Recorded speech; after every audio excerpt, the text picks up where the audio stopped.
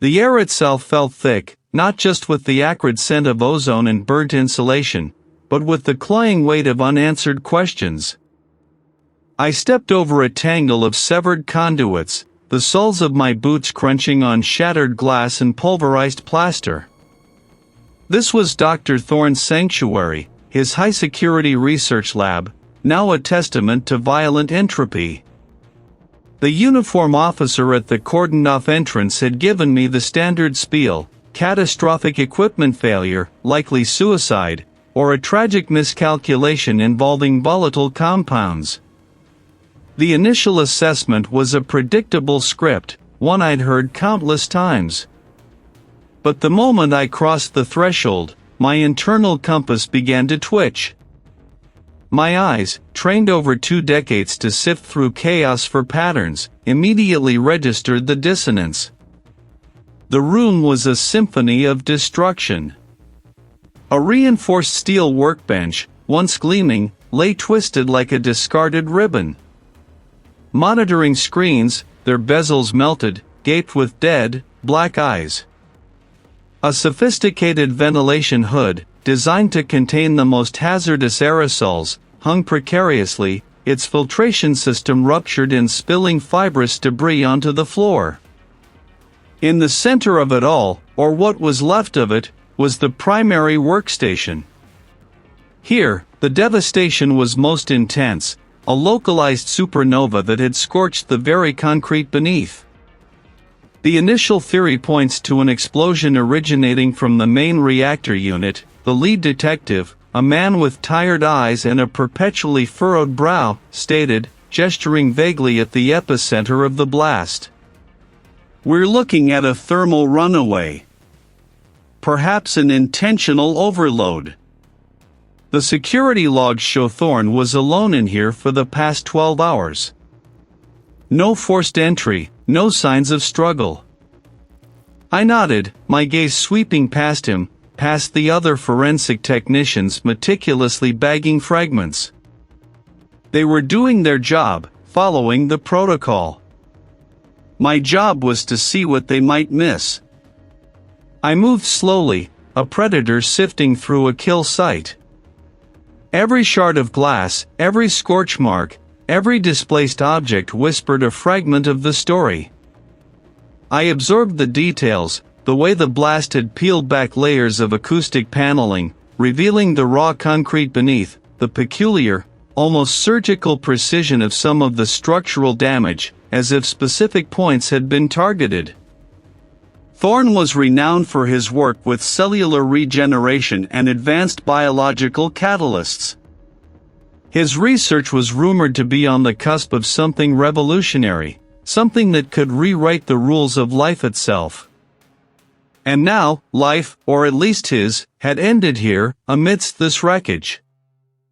I knelt beside a section of the floor, shielded from the direct blast by the remains of a heavy-duty storage cabinet. Here, the concrete was not just blackened, but bore a faint, iridescent sheen, like oil on water, but without the usual telltale rainbow. I ran a gloved finger over it. It wasn't greasy. It was embedded, a residue. And then I saw it, barely visible against the dark char, a microscopic filigree of metallic dust, finer than talcum powder. Clinging to the edges of a particularly deep, almost etched burn mark. "See something, Reed?" the detective asked, his voice a low rumble. "Maybe." I mumbled, more to myself than to him. "This burn pattern. It's peculiar. Too focused for a general thermal runaway. And this residue isn't consistent with the known components of Thorne's reactor." I pulled out a small, sterile swab and carefully collected a sample of the metallic dust, sealing it in a vial. A standard chemical explosion, even a catastrophic one, leaves a signature. This was different. The heat source had been intense, yes, but also incredibly directional, almost sculpted. And the metallic dust, glinting faintly under my inspection lamp, didn't belong. It wasn't copper, aluminum, or steel, the usual suspects in a lab full of electronics. It had a unique, almost alien luster. My mind began to race, piecing together the subtle inconsistencies. If this was an accident, why the specific, almost surgical damage in certain areas? If it was suicide, why this particular residue, pointing to a different kind of catalyst, one not listed in Thorne's inventory? It felt too deliberate, too clean in its overall destruction, yet too messy in its specific details. To understand the full scope of Thorne's work, and perhaps to make sense of this strange residue and burn, I needed a baseline. I needed to understand the biological materials he manipulated, the very building blocks of life he sought to redefine. The kind of damage I was seeing, the way the organic matter would have reacted to such an extreme, localized event, it was beyond the scope of a simple materials science assessment. Well, not an explosion, but similar high-energy thermal stress. My next stop was clear. It was a place where bodies held silent lessons, where the intricate dance of life and decay played out under fluorescent lights. If Thorne's work involved manipulating human tissue at a fundamental level, then the facility, with its rows of silent forms, might just offer a crucial perspective on what I was truly looking at. A comparative analysis, a way to calibrate my understanding of the damage. Dust motes dancing in the strained beams of the forensic lamps. My mind was already piecing together a narrative, but it was a fractured one, full of static. The official story of a catastrophic lab accident felt too neat, too final. I needed more. The next morning found me in the chill, sterile environment of the University Medical School cadaver storage facility. The air, thick with the metallic tang of formaldehyde and the ghost of something else, decay, perhaps, or simply the scent of finality, clung to my clothes. Rows of stainless steel tables gleamed under the fluorescent lights, each with its own story waiting to be told. The medical examiner, a woman with sharp, observant eyes and a demeanor as cool as the room itself, was already at work on Thorne. I stood back, observing her methodical movements. Her scalpels glinted, tracing precise lines across the skin, revealing layers beneath. The preliminary findings she dictated into a recorder confirmed the obvious: extensive thermal trauma, severe internal injuries consistent with an explosive force, and significant respiratory damage from smoke inhalation. It painted a picture of a man caught at the epicenter of a violent event, just as the initial scene suggested. But I wasn't looking for the obvious. I leaned closer as she examined the burn patterns on Thorne's forearms and face. They were severe, yes, but not entirely uniform. There was an asymmetry, a subtle shielding effect on one side of his body that didn't quite align with the presumed direction of the blast. If he'd been facing the core of the explosion, the damage should have been more evenly distributed. And then there was the lack of certain defensive wounds. No deep cuts on his palms, no desperate claw marks on the lab bench that might indicate a struggle or a last-ditch effort to brace himself. His hands, though burned, seemed almost relaxed. Anything unusual on the clothing fragments? I asked, my voice low, cutting through the hum of the ventilation system. The medical examiner paused, her gaze flicking to mine. Standard lab coat material, heavily degraded. Some synthetic fibers from his underclothing, also singed. Nothing that stands out. I nodded, my eyes still fixed on Thorne. My training told me to look at the periphery, the things that didn't quite fit. I noticed a faint discoloration on the inner cuff of what remained of his lab coat, near the wrist. It was a smudge, almost imperceptible against the darkened fabric. What about foreign particulates? I pressed, stepping slightly closer, my hands clasped behind my back. Anything that isn't carbon residue or lab dust? She sighed, a barely audible puff of air, but she indulged me. She used a pair of fine forceps to gently scrape at the discoloration I'd indicated, depositing the minute flecks onto a slide. Under the powerful microscope, the image resolved into something utterly out of place. Pollen, she announced, her voice tinged with surprise. A very specific type. Looks like Strelitzia reginae. My brow furrowed. Bird of paradise. A beautiful, exotic flower, cultivated for its striking appearance. Not a common lab contaminant. Not something that would naturally be found in a high-security research facility, let alone after an explosion that incinerated most organic material. It was a vibrant, almost aggressive orange and blue, unlike anything I'd seen in the sterile, contained environment of Thorne's lab. That's not native to this region, I stated, more to myself than to her. And certainly not something grown inside a bioengineering lab. The medical examiner merely shrugged. Already moving on to internal examinations. But for me, the discovery was a jolt. This wasn't a lab accident. This was a narrative being rewritten by a single, vibrant speck of pollen. Someone had gone to extraordinary lengths to stage this scene, but they'd missed a single, vital detail. Later that afternoon, back in the quiet hum of my own office, I reviewed the initial interview transcripts. The pollen had given me a new lens through which to view the case. Two names surfaced quickly, both fitting the profile of someone who might hold a grudge against a brilliant, reclusive bioengineer. The first was the rival scientist, a Dr. Vance. His words, transcribed in neat black ink, dripped with thinly veiled animosity. He spoke of Thorne's unethical shortcuts and reckless pursuit of recognition.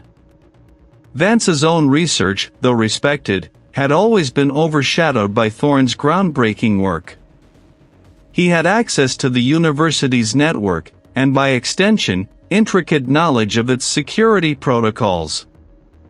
Motive, professional jealousy, the desire to eliminate a formidable competitor and perhaps even appropriate his research. His alibi for the time of the explosion was shaky, a vague claim of being working late in my own lab, unsubstantiated by anyone else. The second was the former research assistant, Maya. He had been dismissed by Thorne 6 months prior, under what she described as unjust and arbitrary circumstances. He had even assisted him in developing some of the earlier security systems. Her motive, bitter resentment, a feeling of betrayal, and a deep understanding of how to bypass the very defenses she helped create. The pieces were starting to shift, to click into place, but the picture was far from clear. The pollen, the subtle inconsistencies in the burn patterns, the perfectly staged destruction, it all pointed to a deliberate act. And now, two individuals, both with motive and opportunity, stood on the edges of my investigation. The game had just begun. The pollen, the subtle inconsistencies in the burn patterns, the perfectly intact dermal layer in one area of the victim's skin, all of it whispered of something beyond a simple lab accident or a desperate end. It spoke of orchestration, of intent. The lab was next. The air outside was crisp, a stark contrast to the chilled, sterile quiet of the facility. A short drive brought me to the research complex, a series of nondescript concrete structures that belied the cutting-edge work happening within.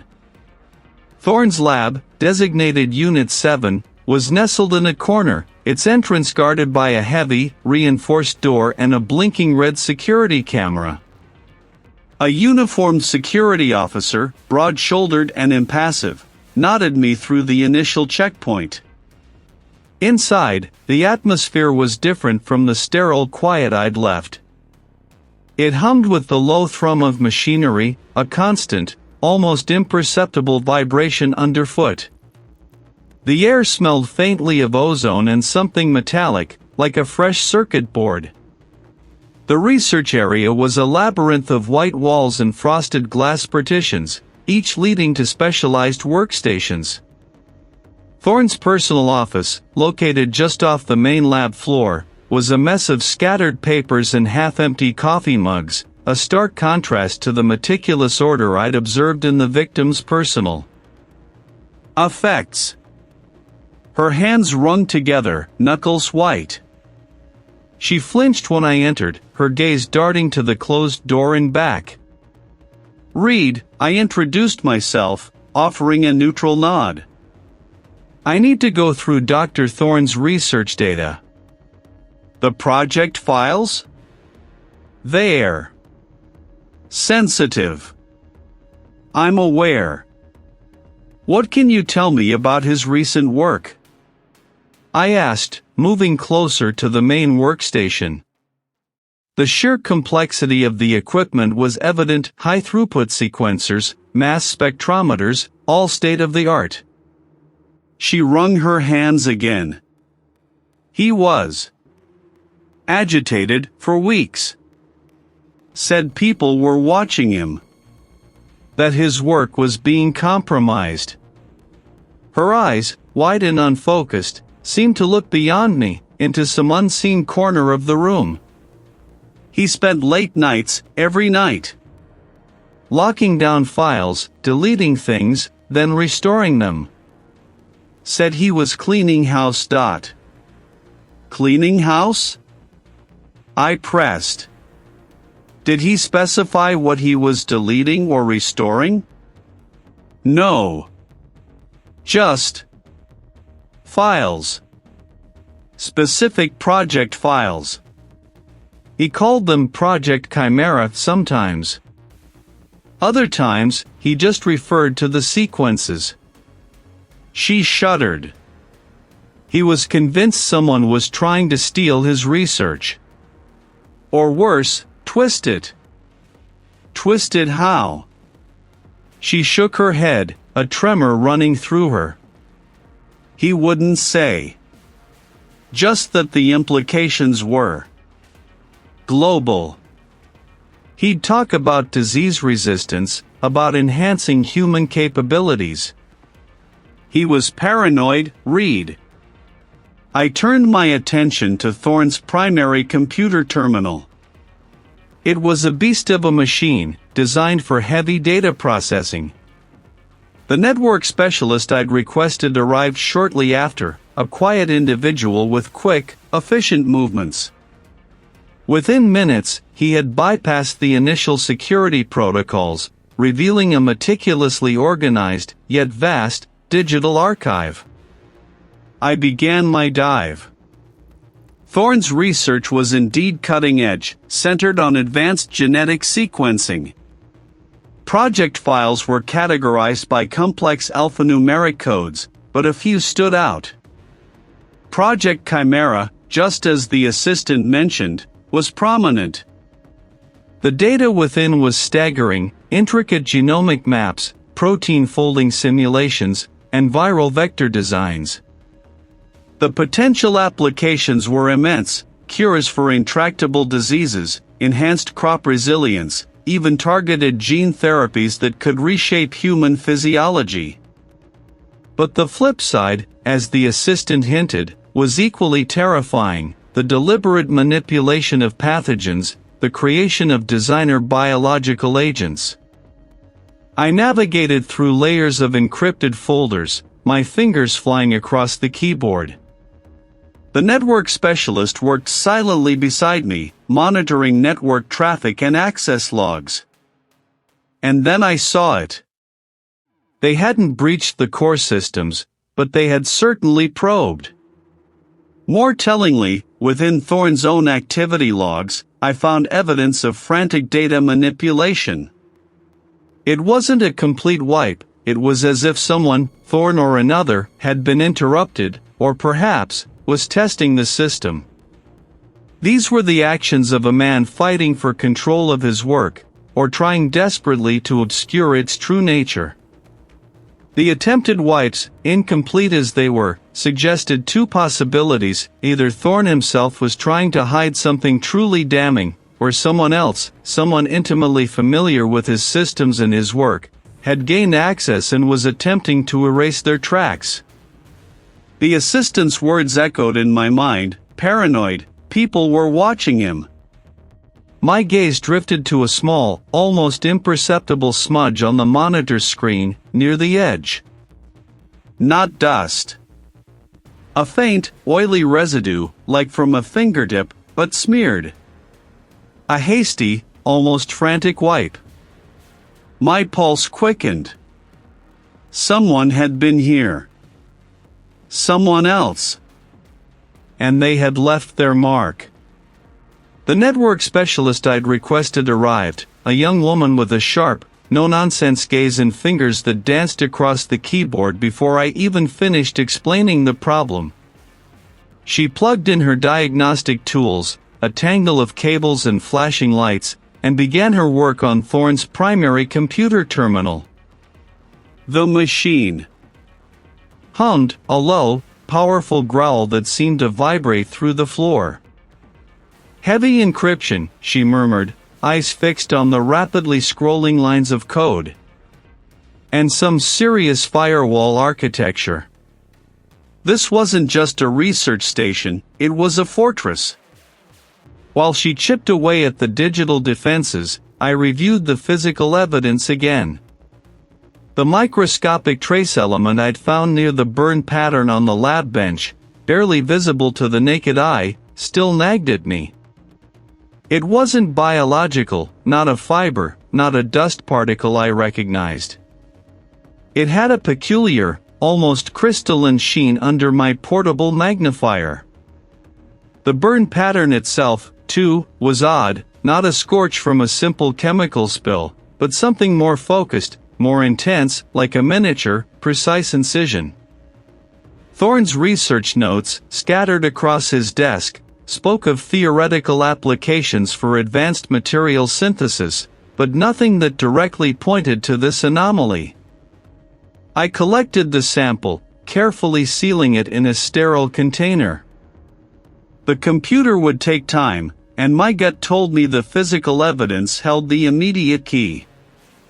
There was a facility on campus, a materials science lab known for its cutting-edge equipment, tucked away in a less trafficked wing of the university. I navigated the labyrinthine corridors of the university's research complex, the air growing progressively cooler as I approached my destination.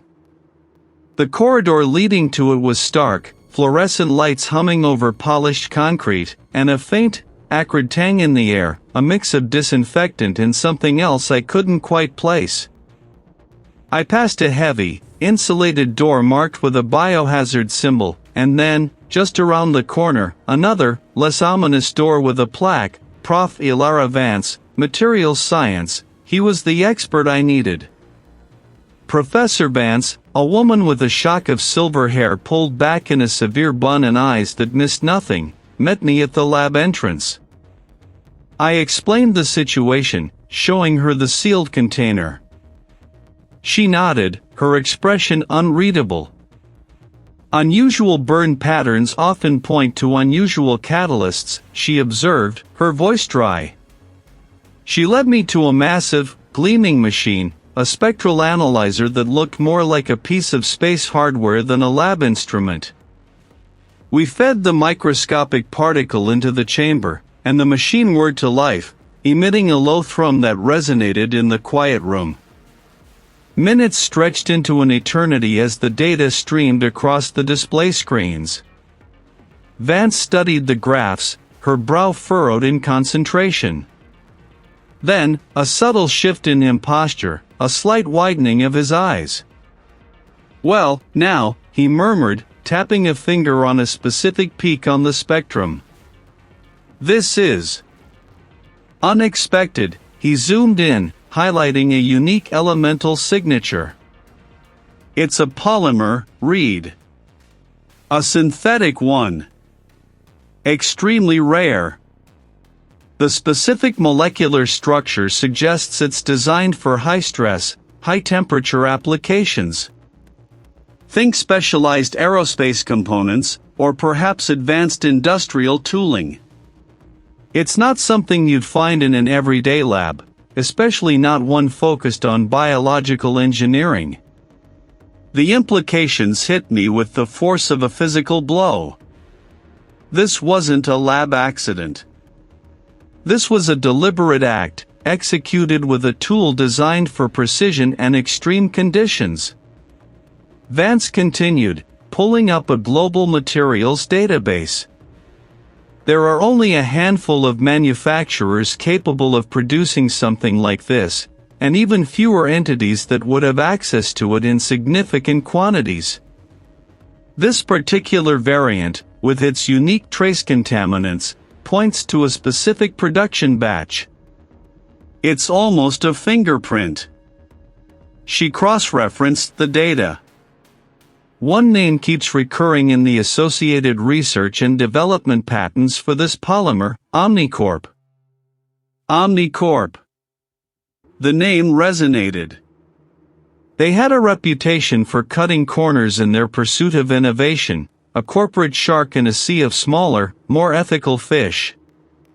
And, I remembered now, they were one of the primary external funders for Thorne's research, a silent partner in his groundbreaking work.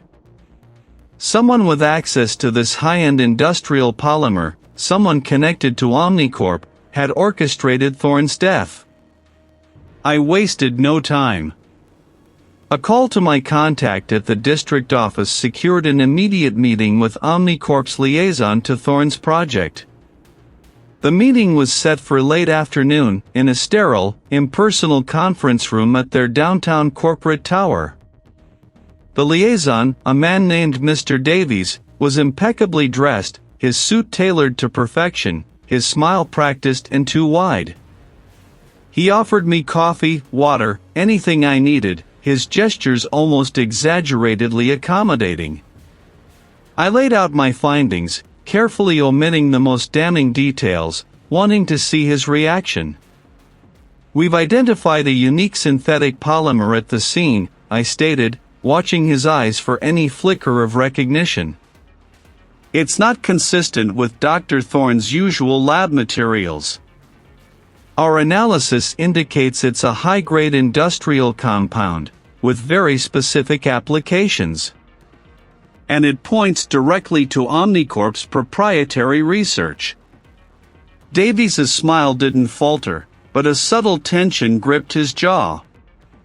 He steepled his fingers, his gaze unwavering. "Omnicorp is a vast organization, Investigator Reed.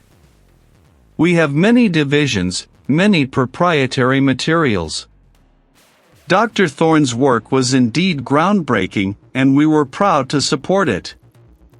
But to suggest a direct link between a trace element and... What exactly are you implying?" His voice was smooth, almost unctuous, but there was an underlying current of steel. I leaned forward. "I'm implying that this polymer was used at the scene of Dr. Thorne's death. And its presence is not accidental." Davies sighed, a performance of weary patience. "We are, of course, devastated by Dr. Thorne's untimely demise. A brilliant mind, lost too soon. Omnicorp has always cooperated fully with all investigations. We would be more than happy to provide any information you require about our materials, our R&D, our personnel. Anything to assist in clarifying this unfortunate incident. His words were a torrent of cooperation, almost too cooperative, a thinly veiled attempt to drown me in data and bureaucracy. He offered full access, open books, anything I wanted. He knew something. I left the tower with a stack of corporate brochures and a gut feeling that hardened into certainty. That accident was a smokescreen. The suicide theory, a convenient fiction. Thorne hadn't just died, he'd been eliminated. And the trail, once a microscopic whisper, now led directly to the polished, ruthless corridors of Omnicorp. My investigation had just shifted from a forensic puzzle to a corporate hunt, and I knew, with a cold certainty, that the true dangers were only just beginning to reveal themselves. The polymer was unlike anything I'd encountered in conventional lab accidents. Its unique molecular signature, a complex weave of synthetic and organic chains, suggested a highly specialized application. My initial analysis pointed towards a biocompatible material, designed for integration with living tissue. This led me down a new path, away from industrial mishaps and towards cutting-edge biological engineering. Thorne's expertise, after all, was in that very niche. I spent hours hunched over the electron microscope in my personal lab, the low hum of the cooling system a constant companion. The polymer samples, minuscule fragments collected from the burn site, glowed faintly under the focused beam. I cross-referenced databases, filtering for specific structural motifs. The search was painstaking, yielding thousands of false positives before a single match flickered on the screen, a patented hydrogel composite, designed for nerve regeneration. It was experimental, unreleased, developed by a defunct biotech startup that Omnicorp had quietly acquired years ago. A dead end, or so it seemed, until I found a footnote in the patent filing referencing a collaborative research project with a university department, specifically mentioning a need for extensive ex vivo testing using human tissue.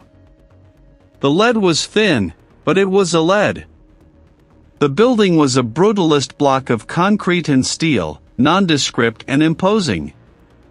Inside, the air was cold, carrying a faint, clinical scent that clung to my clothes. I navigated silent corridors, the fluorescent lights humming overhead, until I reached the records office. The archivist, a stern woman with spectacles perched on her nose, was less than helpful. She insisted all records related to defunct projects were sealed, especially those involving sensitive biological materials. It took a quiet appeal to a senior administrator, a former colleague from a cold case I'd helped solve, to grant me temporary access. I stepped off the curb, my mind still replaying Thorne's research notes, when the roar of an engine ripped through the afternoon quiet. A black sedan, its windows tinted opaque, shot out from a side street. It wasn't just speeding, it was accelerating directly towards me, tires spitting gravel. My instincts screamed. I dove back, a split-second decision that saved me. The car swerved, missing me by inches, its slipstream tugging at my jacket. I hit the pavement hard, scraping my elbow, the old logs scattering around me. The sedan didn't stop. It vanished around the corner, leaving only the fading echo of its engine and the acrid smell of burnt rubber. I pushed myself up, my heart hammering against my ribs, not from fear, but from a sudden, stark clarity. This wasn't an accident.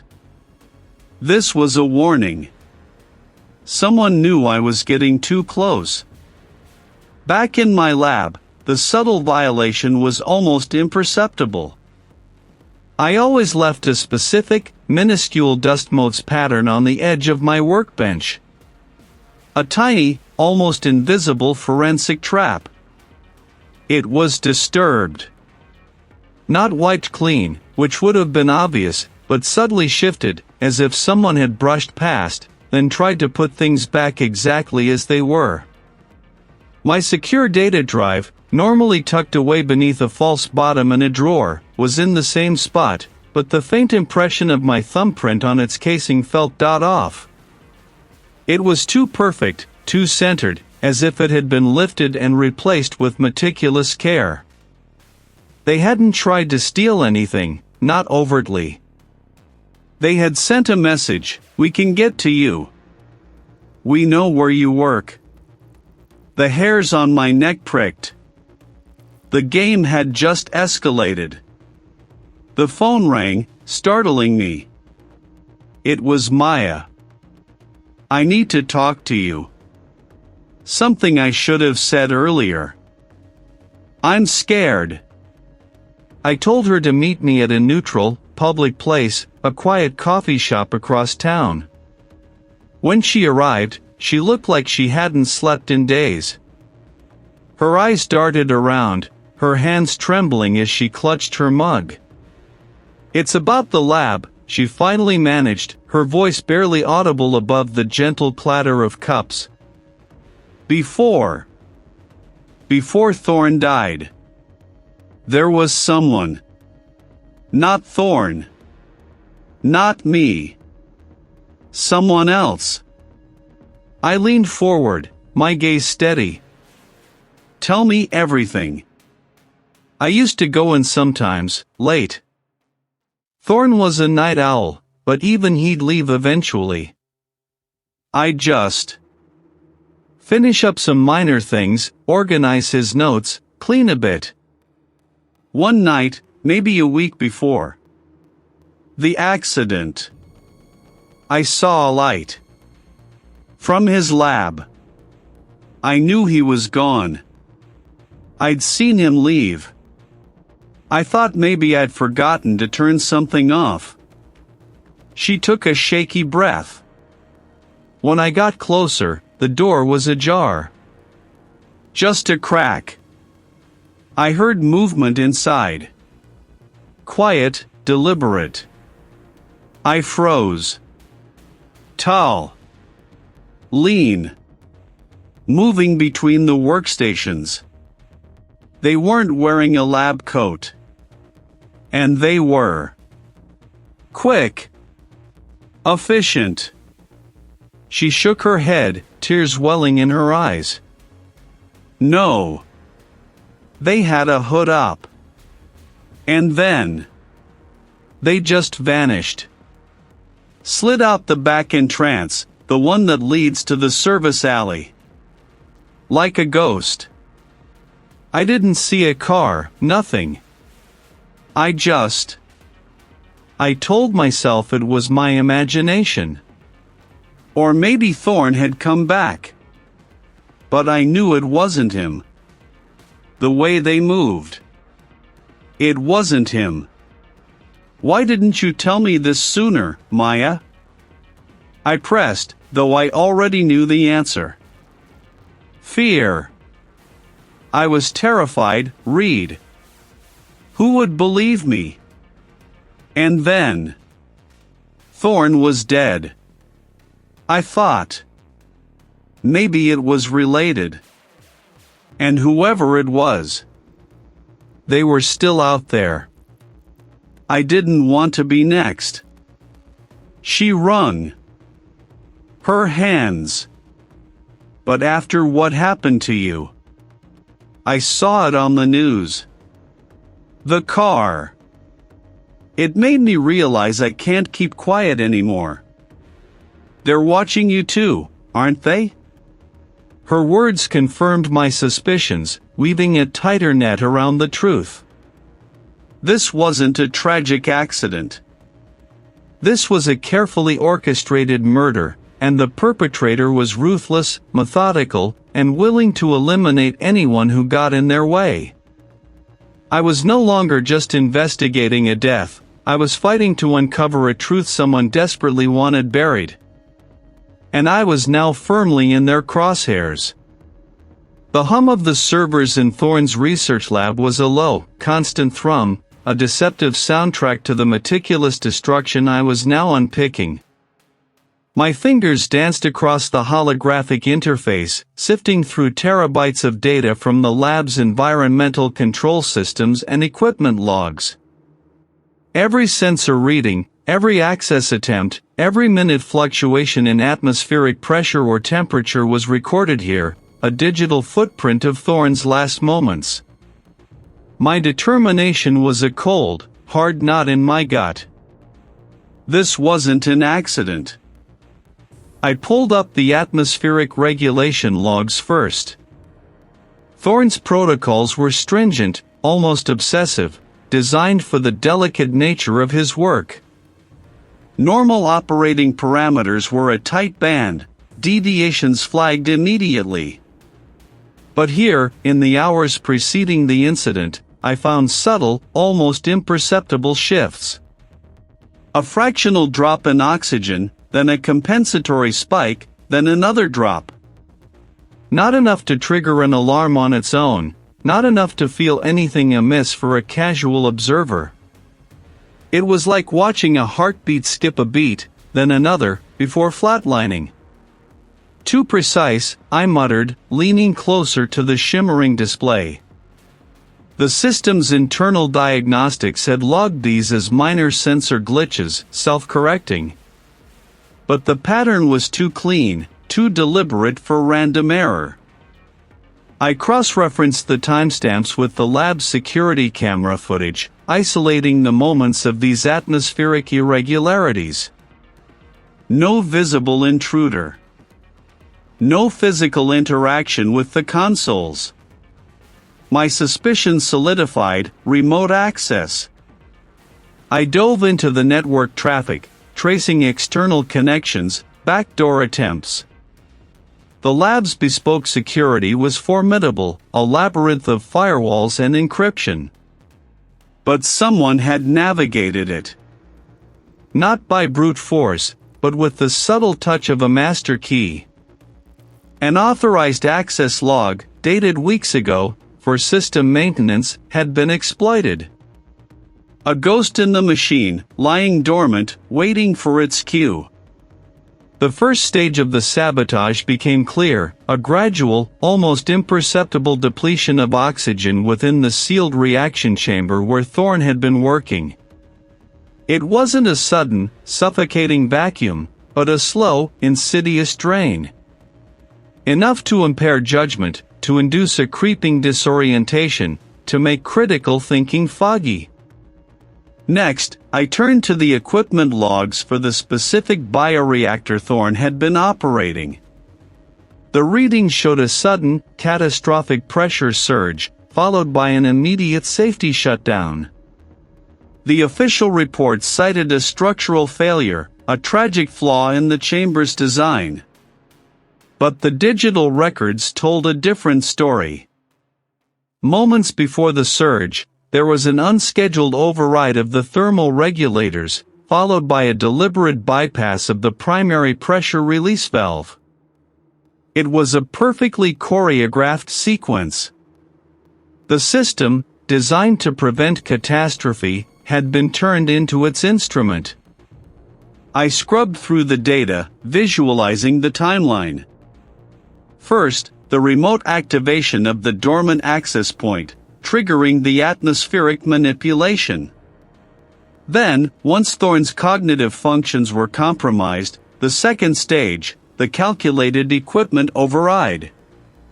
It wasn't a single, explosive event, but a precise, multi-stage manipulation, designed to culminate in a fatal incident that mimicked a catastrophic research malfunction. The perpetrator had leveraged Thorne's own meticulous systems against him. I moved away from the holographic displays, the glowing data still burning behind my eyes, and walked to the physical scene, now painstakingly reconstructed by my team. The scorched remains of the bioreactor, the warped metal, the specific burn patterns on the floor and ceiling, they all made sense now. The initial oxygen deprivation would have made Thorne sluggish, his reactions dulled. Then, when the pressure surge hit, the safety systems, disarmed by the remote override, offered no resistance. The subsequent explosion wasn't an accident, but the final, devastating act of a perfectly engineered scenario. The microscopic polymer fragments. A chilling realization washed over me. It was a dress rehearsal. The polymer, likely a specialized adhesive or sealant, was used there to disable a security system, or perhaps to contain something. It was a test of the perpetrator's methods, a trial run for bypassing high security measures. The same meticulous planning, the same unique material. The person behind this wasn't just a disgruntled rival. They possessed an intimate, expert knowledge of Thorne's specific protocols, his bespoke lab systems, and the very vulnerabilities he had inadvertently built into his own high-security environment. They understood the nuances of his research, enough to engineer a malfunction that would seem entirely plausible.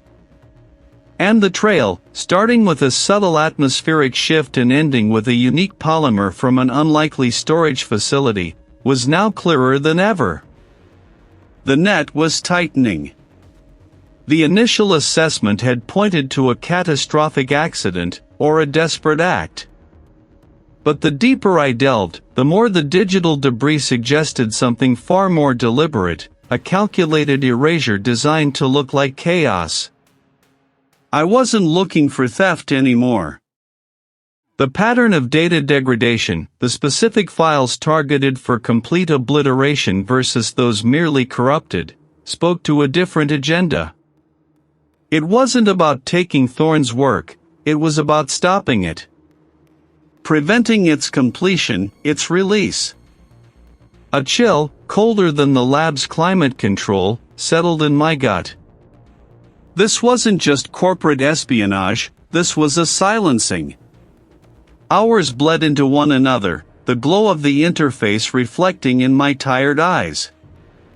Most of Thorne's critical research was heavily encrypted, nested within layers of proprietary firewalls. Yet, these particular packets bypassed the usual protocols, suggesting an insider's access, or a backdoor Thorne himself had built. Then I found it, a series of fragmented data streams, heavily obfuscated, leading to a hidden directory. It wasn't an obvious deletion, it was a digital camouflage, designed to be overlooked amidst the genuine system crashes. I spent another hour, fingers flying across the virtual keyboard, bypassing the initial encryption, then the second. The internal clock ticked on the interface, each passing second a small victory against the digital wall Thorne had erected. Finally, the directory yielded. Inside, a single, massive file, labeled with an alphanumeric string that made no sense. This wasn't a research log. It felt like a dead man's switch. The file's metadata was even more intriguing, a timestamp that predated the lab incident by mere hours, and a unique IP address that didn't resolve to any known Omnicorp server or Thorne's personal devices. My brow furrowed. Of all places. A bioengineer, yes, but why a secure upload from there? The facility was a sterile, somber place, dedicated to the study of the deceased, not a high-tech data relay. Unless Thorne had deemed it the one place no one would think to look for his most damning secrets. A place where the living rarely ventured without specific, grim purpose. It was a perfect blind spot, off the grid, yet accessible to someone with university credentials. I saved my progress, the hum of the servers a distant drone now, drowned out by the thumping of my own pulse. The lab, once a scene of scientific wonder, now felt like a tomb. The drive across the city was a blur. The late afternoon sun cast long, skeletal shadows from the leafless trees, mirroring the unease in my chest. The university campus was quiet, most students and faculty already gone for the day. The facility itself stood apart from the main campus buildings, a blocky, utilitarian structure of gray concrete and smoked glass, almost devoid of windows. Its air of quiet finality was palpable even from the parking lot. I showed my credentials to the lone security officer at the entrance, a burly man with a perpetually tired expression. Forensic investigation. Following up on a lead related to the Thorne incident, I stated, my voice low and steady. He eyed me, then the official badge, and finally gestured me through. Just sign in. Corridors stretched out, sparsely lit, leading to various controlled environments. I navigated by the internal map I'd pulled from the IP trace, following directional signs that felt increasingly unsettling. Storage Sector C, one sign read, pointing down a long, narrow hall.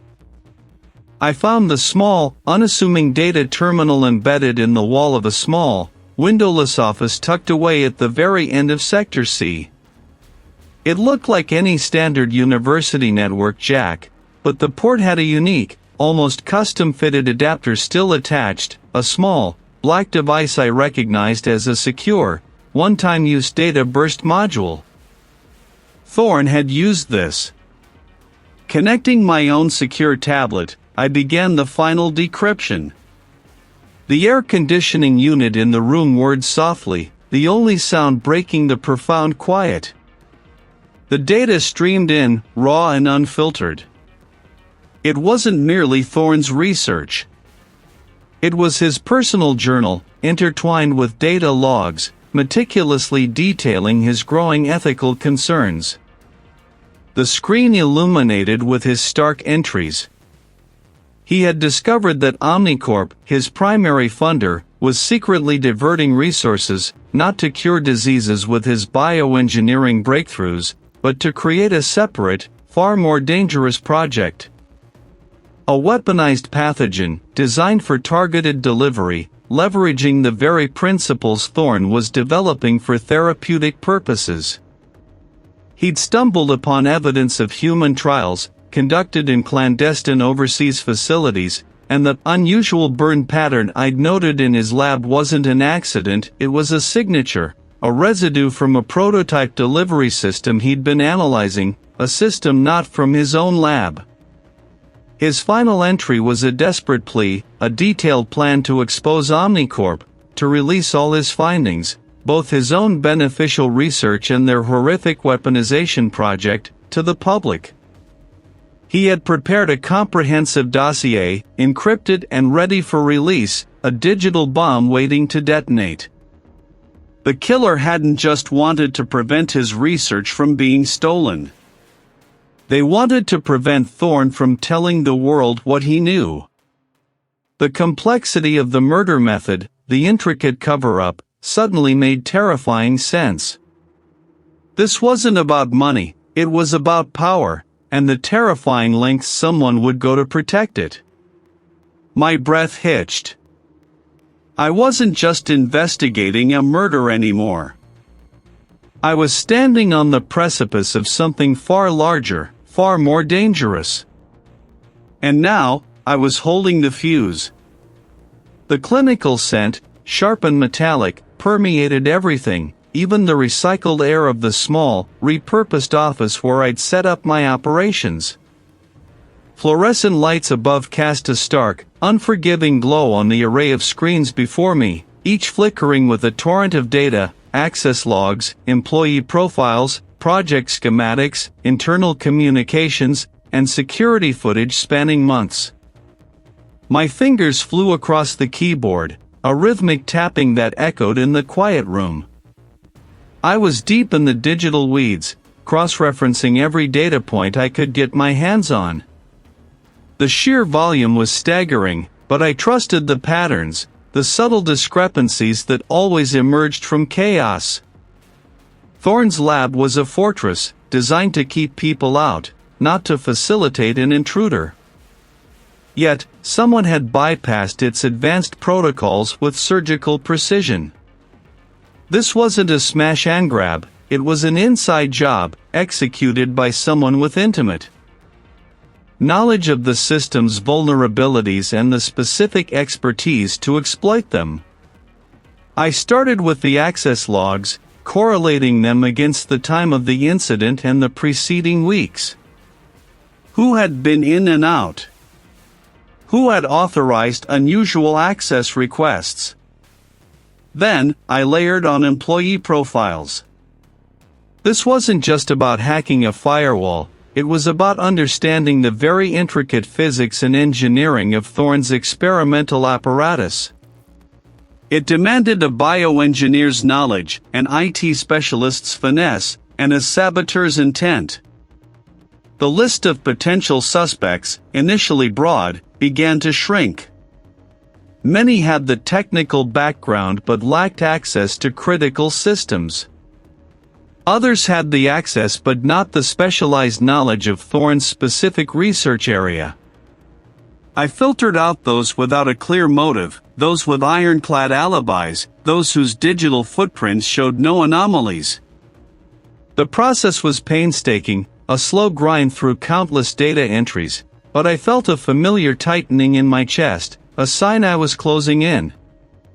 The universe of possibilities was collapsing. Then, a profile surfaced, jarringly out of place. It belonged to the Omnicorp liaison, a man named David Thorne, no relation to the deceased, according to his records. His official role was to manage the administrative and logistical aspects of Omnicorp's partnership with Eris Thorne's research division. On paper, he was a corporate suit, a facilitator. But his access level was surprisingly high, higher than strictly necessary for his stated duties. And his background. That's where the real anomaly lay. I clicked deeper, overriding several layers of corporate privacy settings, digging through archived personnel files and public records.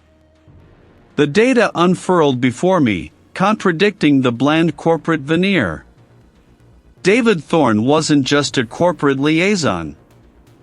Before joining Omnicorp, he'd served in a specialized unit of a government intelligence agency, a unit known for its covert operations and its expertise in industrial espionage and counterintelligence. My gaze sharpened, tracing lines of text detailing his training in digital infiltration, physical security bypasses, and even disturbingly advanced demolition techniques. My internal monologue shifted from analytical to urgent. This wasn't just a coincidence. An individual with this skill set, embedded within Omnicorp and with elevated access to Eris Thorne's lab, immediately raised a red flag the size of a billboard.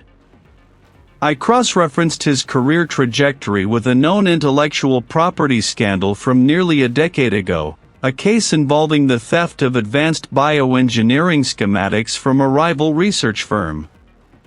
The details were hazy, the official records redacted, but David Thorne's name appeared in several peripheral reports, linked to the recovery of the stolen data. The dots began to connect with chilling clarity. He wasn't just an operative, he was a specialist in acquiring sensitive intellectual property, often through less than legal means, and covering his tracks.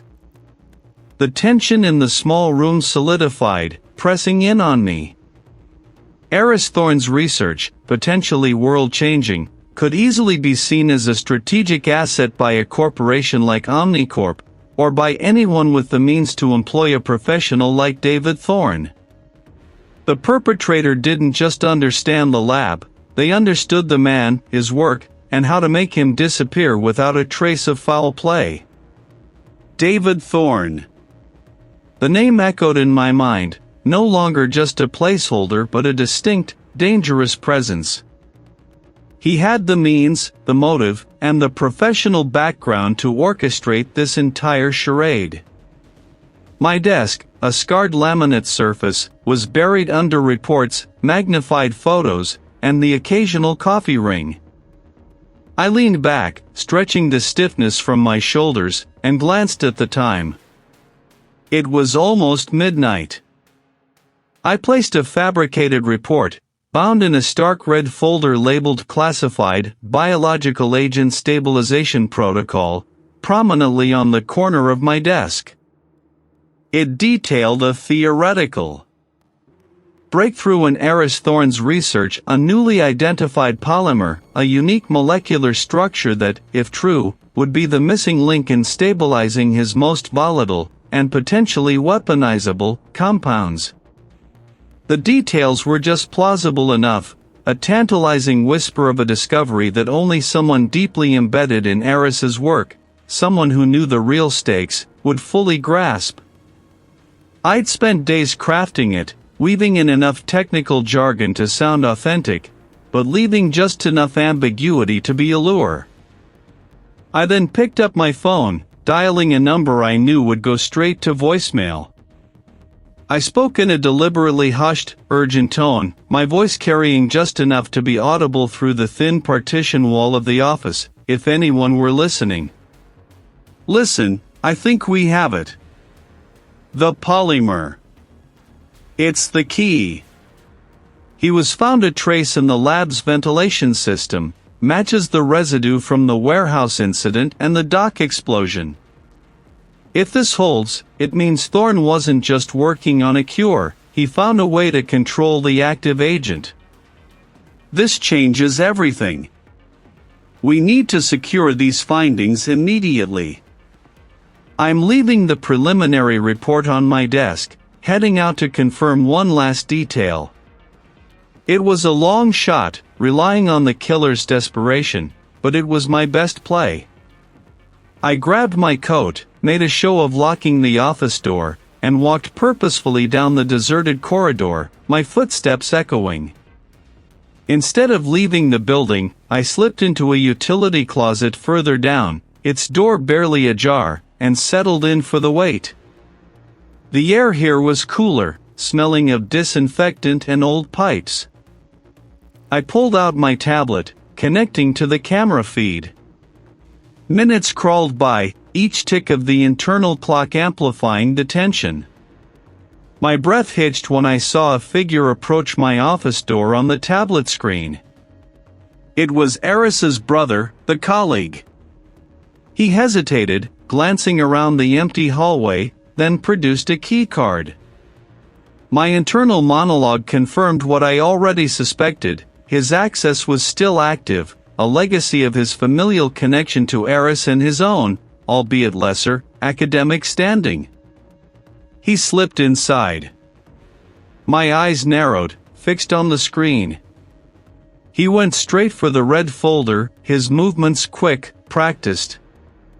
He flipped it open, scanning the pages with an intensity that betrayed his carefully constructed calm facade. I watched as his jaw tightened, his gaze darting around the room, searching for something, anything, that might corroborate the false lead. He pulled a small, multi-tool from his pocket, his intent clear. He wasn't just reading, he was preparing to destroy. This was it. I pushed open the utility closet door and walked back towards my office, my steps deliberate, echoing louder this time. The sound must have carried, because when I reached the door, he was frozen, the red folder clutched in one hand, the multi-tool half hidden in the other. He stammered, "Read. I heard you talking earlier. About Eris's work. I was just concerned. Thought I might help secure it." He gestured vaguely at the folder. "This looks sensitive." "It is," I agreed, stepping fully into the room. "Very sensitive. And you just confirmed exactly how sensitive it is." I walked to my desk, picking up a small, sealed evidence bag. Inside, a minuscule, iridescent shard shimmered. This is a synthetic polymer, unique in its molecular structure. We found traces of it in the ventilation system of Eris's lab. We also found it, in identical composition, at the warehouse where that accident occurred, and on the structural supports near the dock where that explosion happened. It's a signature, a fingerprint, left by a specific type of high thermal event involving Eris's experimental compounds. I paused, letting the words sink in. His face, already pale, now drained of all color. What you just tried to destroy, I continued, tapping the red folder he still held, is a fabricated report. A trap. The breakthrough I spoke of doesn't exist. Not yet, anyway. But the polymer does. And it links you directly to every single incident. Eris's death wasn't an accident. Neither were the others. He sagged, the folder slipping from his grasp to clatter softly on the floor. Not entirely. Then make it your choice now, I pressed, my gaze unwavering. Tell me. He looked away, his eyes scanning the sterile walls of the office as if seeking an escape that wasn't there. Eris.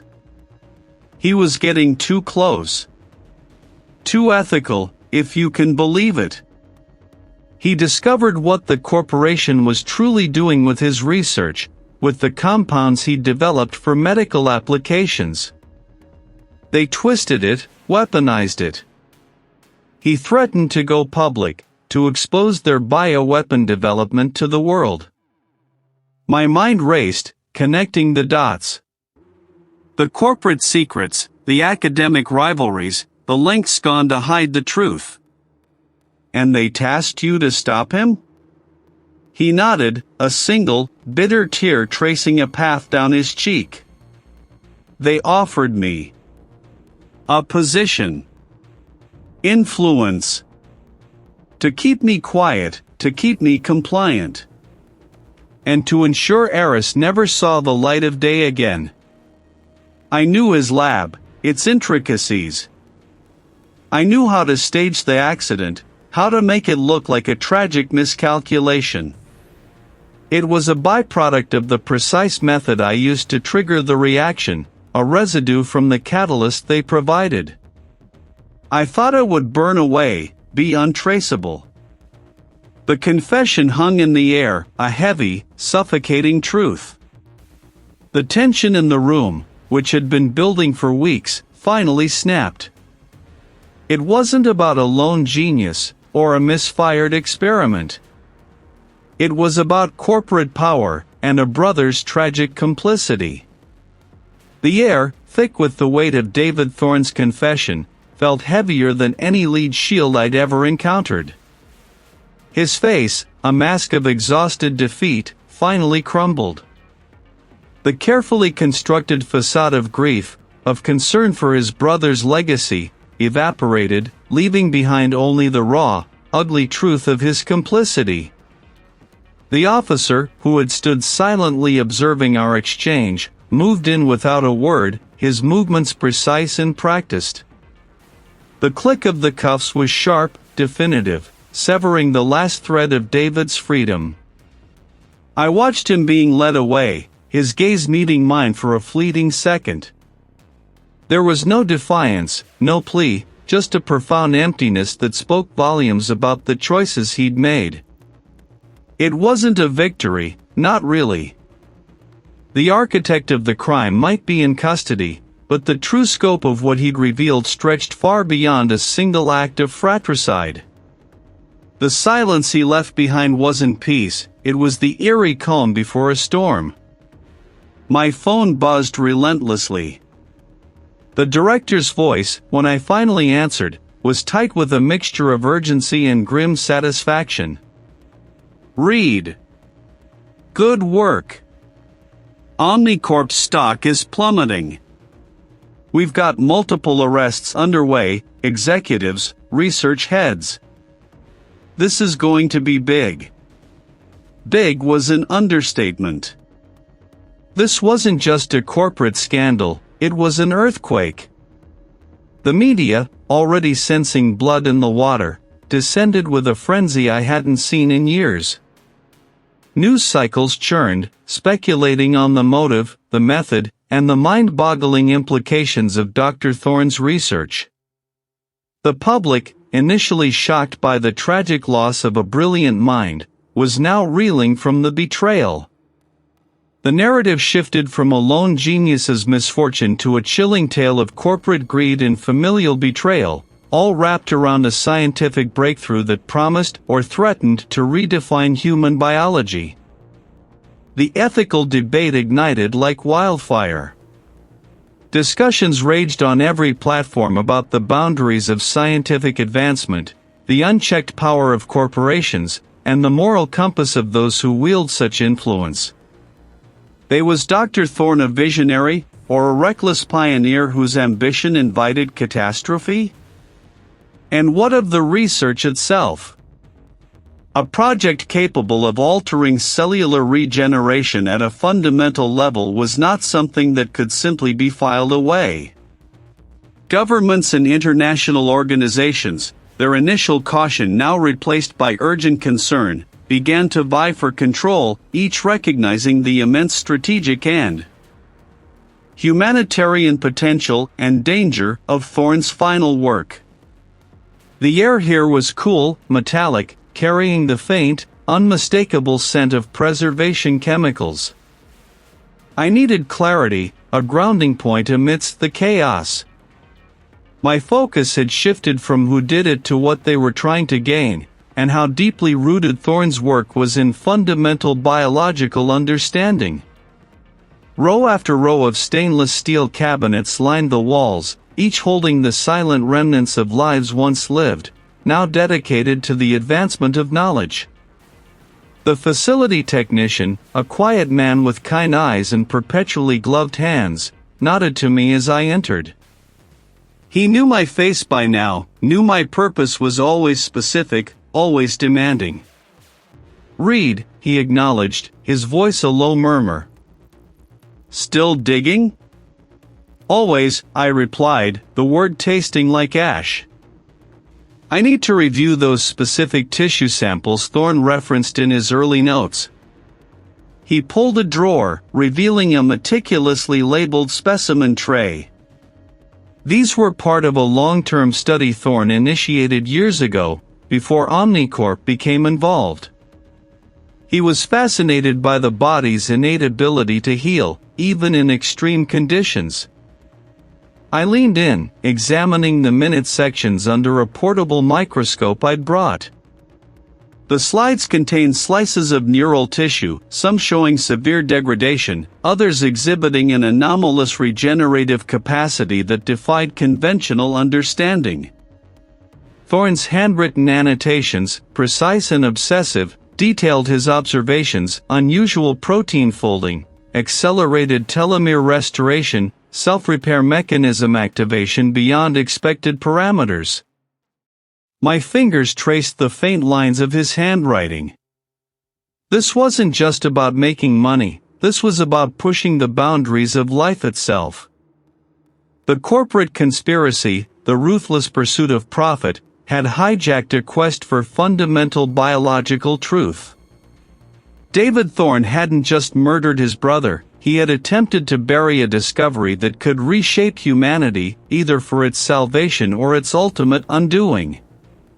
The tension in the room was palpable, not from immediate danger, but from the immense, terrifying potential encapsulated in those tiny, silent samples. The true aftermath, I realized, was only just beginning to unfold. Fluorescent lights hummed overhead, casting a clinical glare on the stainless steel tables and the rows of shrouded forms. I wasn't here for an active investigation, not anymore. This was a coda, a quiet moment of reflection before the next storm inevitably broke. A colleague, a senior anatomist, was finishing up some paperwork in an adjacent preparation room. He'd given me the run of the place for a few minutes, understanding the peculiar gravity of my profession. I ran a gloved hand along the cool metal of an empty gurney. Eris Thorne. His name echoed in the silence, a ghost in this mausoleum of science. His research, that intricate tapestry of genetic manipulation, had been a quest for something profound, something that could redefine life itself. I'd seen the schematics, the data logs, the desperate, brilliant scrawls in his personal journal. He hadn't been chasing profit, not truly. He was chasing an answer, an elegant solution to a fundamental biological puzzle. But then, greed had warped it. His brother, David, saw only the bottom line, the corporate behemoth it could build. He'd taken Eris's vision and twisted it into a weapon, a commodity to be hoarded and exploited. I remembered the moment the full scope of it hit me, not just the murder, but the profound ethical chasm Eris had been on the verge of crossing, and the ruthless way David had sought to monetize it. It wasn't just about a life lost, it was about the potential for humanity to lose its way, to sacrifice its very soul at the altar of scientific advancement without moral compass. The implications of Eris's work, even in its theoretical stage, were staggering. Reshaping life at its most fundamental level wasn't just groundbreaking, it was terrifyingly powerful. And David Thorne, with his corporate allies, had been ready to unleash that power with no oversight, no conscience. The air here always carried a faint, almost imperceptible scent, a mixture of disinfectant and something deeper, more organic. It was the smell of finality, of lessons learned from what once was. I closed my eyes, picturing the chaotic lab, the shattered glassware, the singed workbench. It had been a crucible of both creation and destruction. The sheer audacity of David's plan still tightened a knot in my stomach. He hadn't just murdered his brother, he had attempted to hijack a future, to commodify the very essence of existence. This case had dug its claws into me deeper than most. It wasn't just the complexity of the forensics, the layers of deceit I'd had to peel back. It was the stark confrontation with human nature at its most extreme, brilliant innovation corrupted by insatiable avarice, familial loyalty shattered by ruthless ambition. I felt it now, a dull ache behind my eyes, a residue of the relentless pursuit, the sleepless nights spent poring over every microscopic detail. But that ache, that weariness, was also a fuel.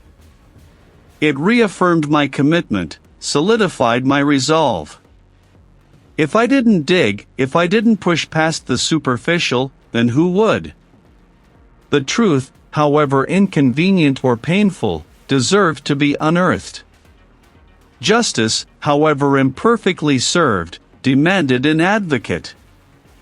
Eris Thorne might have been gone, his groundbreaking work halted, but the consequences of his brother's actions, and the corporate entities that backed him, would resonate for years.